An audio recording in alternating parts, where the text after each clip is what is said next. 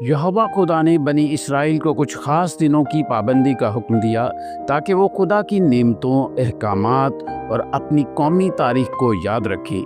ये दिन न सिर्फ मजहबी अहमियत रखते थे बल्कि इज्तमाई इबादत, तौबा, शुक्रगुजारी और कौमी इत्तेहाद का ज़रिया भी थे। इन दिनों की बुनियाद तौरात में रखी गई है, ख़ुसूसन किताब खरूज, अहबार, गिनती और इस्तिश्ना में। सब्बत हफ्ते का 7वां दिन है जो यहोवा खुदा की तख्लीक के अमल के बाद आराम के दिन के तौर पर मुकर्रर किया गया।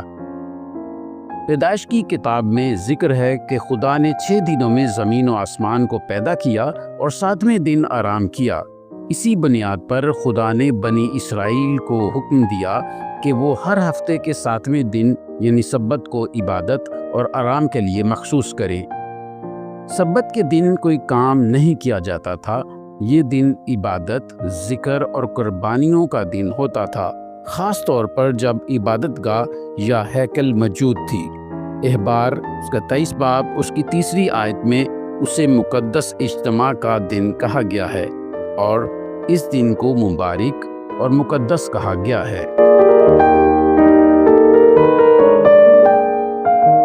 ईद फसा बनी इसराइल की तारीख का एक इनकलाबी दिन था, जिस दिन यहोवा खुदा ने उन्हें फ़िरौन की ग़ुलामी से निजात दिलाई। ये वाक़या खरूज की किताब उसके 12वें बाब में तफसील से बयान हुआ है।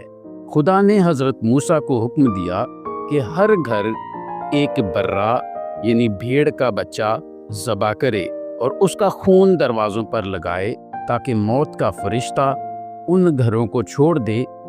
उसी दिन बनी इसराइल मिस्र से निकले।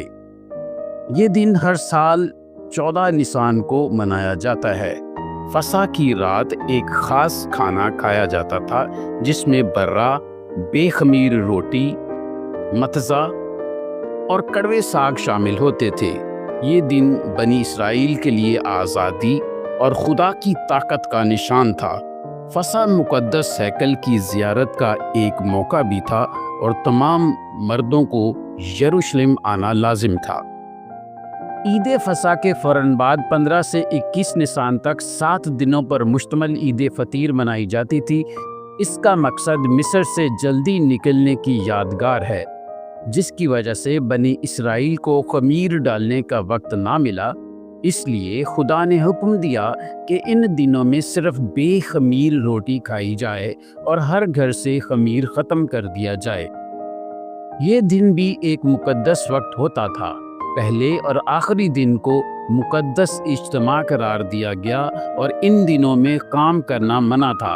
ये पूरा हफ्ता खुदा की नेमत और नजात के शुक्राने का वक्त होता था।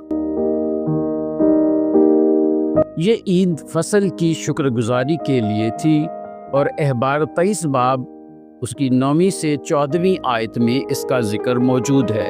इसका वक्त फसा के बाद आने वाले पहले इतवार को मुकर्रर किया गया था, यानी तकरीबन 16 निसान। इस दिन किसान अपनी पहली फसल यानी जौ की फसल का एक गुच्छा काहिन के पास लाता, जो उसे खुदा के हजूर हिला कर पेश करता। इसके साथ अनाज, तेल और मैं की कुर्बानी भी दी जाती थी। इस कुर्बानी से पहले नई फसल खाना मना था।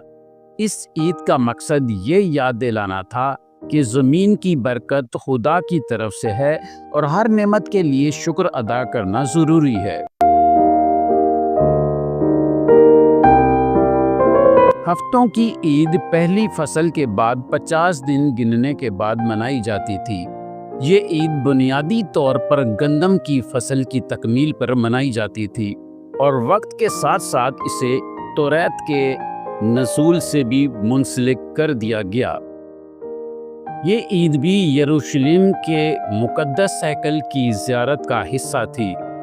इस दिन 2 खमीरी रोटियां खुदा के हजूर पेश की जाती, साथ में जानवरों की कुर्बानियां भी होती।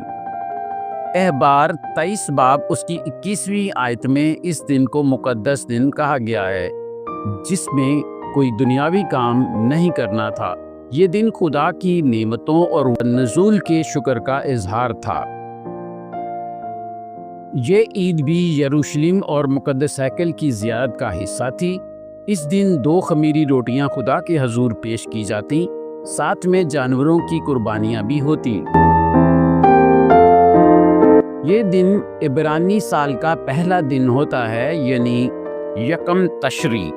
احبار 23 باب اس کی 23ویں آیت سے 25ویں آیت کے مطابق اس دن شوفار یعنی بکری کے سینگ کا بگل بجایا جاتا تھا تاکہ لوگ توبہ اور خدا کی یاد کی طرف متوجہ ہوں۔ یہ دن رسمی عبادت، قربانی اور توبہ کا آغاز ہوتا تھا اور یوم کفارہ کی تیاری کے طور پر منایا جاتا تھا۔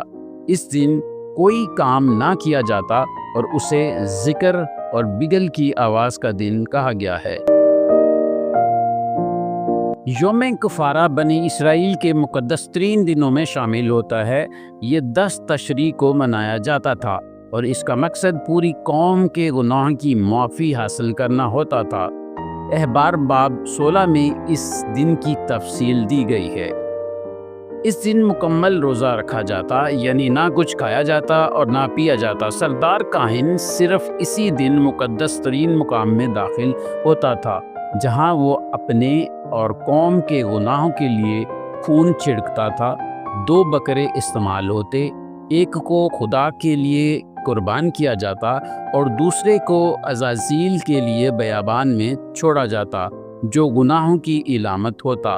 یہ دن مکمل توبہ، خود احتسابی اور خدا سے معافی مانگنے کا دن تھا۔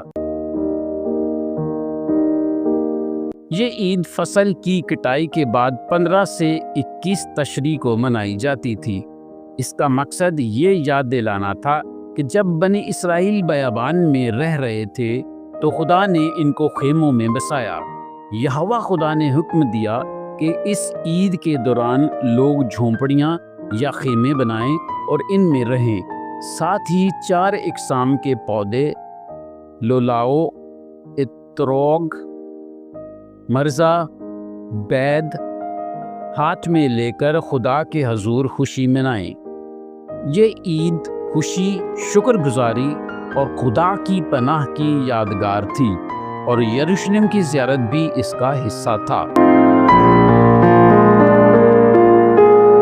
یہ عید خیام کے فوراً بعد 22 تشریع کو منائی جاتی تھی۔ اسے الگ اور خاص عبادت کا دن مانا گیا ہے۔ اس دن قربانیاں دی جاتی، عبادت کی جاتی اور کوئی کام نہ کیا جاتا۔ یہ عید خیام کا اختتامیہ اور خدا کے ساتھ خاص تعلق کا دن تھا۔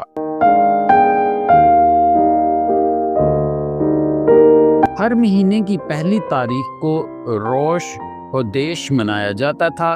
اس دن شوفار بجایا جاتا، خاص قربانیاں دی جاتی اور چاند کے نئے چکر کی شکر گزاری کی جاتی۔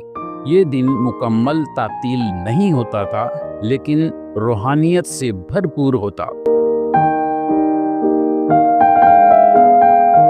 یہ تمام دن نہ صرف عبادت کا ذریعہ تھے بلکہ بنی اسرائیل کو ان کی تاریخ، خدا کی نجات، اس کے احکامات اور قومی وحدت کی یاد دلاتے تھے۔ ان دنوں میں پاشکا یعنی عید فصح آزادی اور نجات کی علامت تھا۔ شاؤعوت یعنی ہفتوں کی عید نزول اور برکت کی علامت تھی۔ یوم کپر یعنی یوم کفارہ توبہ اور معافی کا دن تھا۔ سقوط عید خیام خوشی، خدا پر بھروسے اور شکر کا مظہر تھا۔ یہودیوں کے ذریعے منائے جانے والے تہواروں کا تفصیلی اور جامع بیان جو کہ عبرانی بائبل تناخ کے مطابق ہے بیان کیا گیا۔